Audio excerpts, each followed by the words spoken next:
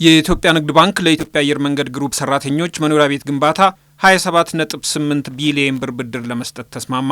የብድር ስምምነቱ ሰሞኑን የሁለቱ ተቋማት የሥራ አመራሮች በተገኙበት በኢትዮጵያ ንግድ ባንክ ዋና መስሪያ ቤት ተከናውኗል።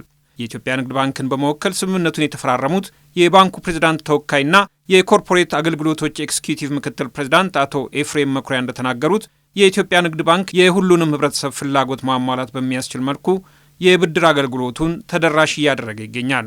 በሁለቱ የሀገሪቱ ግዙፍ ተቋማት መካከል የተደረገው ስምምነት ታሪካዊ መሆኑን ያነሱት አቶ ኤፍሬም የኢትዮጵያ አየር መንገድ ግሩፕ የሁል ጊዜ አጋሩ የሆነውን የኢትዮጵያ ንግድ ባንክን በመምረጡም ሊመሰገን ይገባል ብለዋል። የኢትዮጵያ ንግድ ባንክና የኢትዮጵያ አየር መንገድ ግሩፕ ዛሬ ላይ በጋራ ሰርተው ነገን ለመገንባት ትልቅ ራዕይ የሰነቁ ተቋማት መሆናቸውን ነው። የኢትዮጵያ አየር መንገድ ግሩፕ ሁልጊዜ አጋር የሆነውን የኢትዮጵያ ንግድ ባንክን በመምረጡ በባንኩና በራሴ ስም ከፍ ያለ ምስጋና ማቅረብ እወዳለሁ።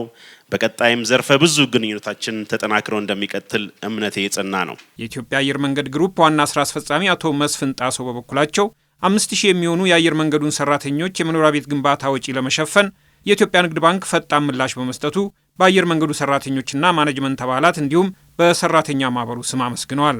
27.8 ቢሊዮን ብር ብድር የንግድ ባንኩ ሊሰጠን በመስማማቱ በመላው የኢትዮጵያ አየር መንገድ ሰራተኞችና በማኔጅመንቱ እንዲሁም በራሴ ስም የተሰማኝን ታላቅ ምስጋና ላቀርብ እወዳለሁ። የብድር ስምምነቱ የአየር መንገዱን ሰራተኞች ውጤታማነት የሚያሳድግ ነው ያሉት የኢትዮጵያ አየር መንገድ ሰራተኞች ማህበር ፕሬዝዳንት አቶ መገርሳ አሰፋ ባንኩም ለአየር መንገዱ ውጤታማነት እያበረከተ ላለው አስተዋጽኦ ሊመሰገን ይገባል ብለዋል። የኢትዮጵያ ንግድ ባንክና የኢትዮጵያ አየር መንገድ ጠንካራ የሥራ አጋርነት ለሀገሪቱ ኢኮኖሚ እድገት ያላቸውን አስተዋጽኦ እንደሚያሳድግም በሥነ ሥርዓቱ ላይ ተገልጿል።